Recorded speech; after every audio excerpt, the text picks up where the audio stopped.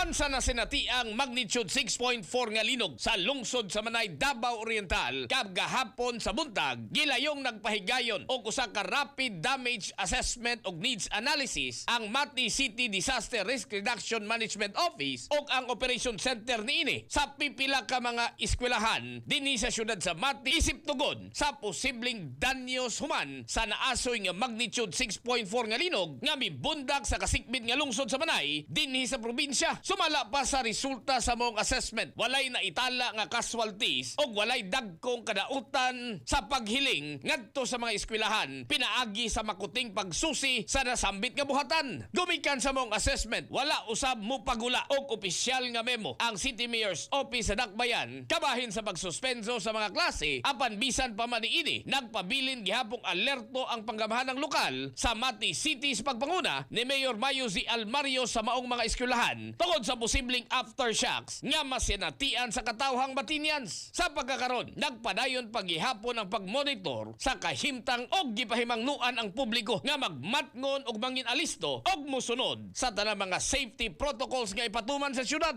Naguna ang paspas og epektibong calamity preparedness and response sa prioridad sa People's Administration ni Mayor Almario sugod pa man sa paglingkod ni iniisip amahan sa syudad sa milabayng tuig. Para kanunay healthy ang atong pamilya, mag-premium D3 na kita. Katropa niyo sa balita gikan sa City of Mati. Para sa naghiusang Pilipino, para sa Pilipinas, kini si katropang Vicente Pichon IV, XFM News.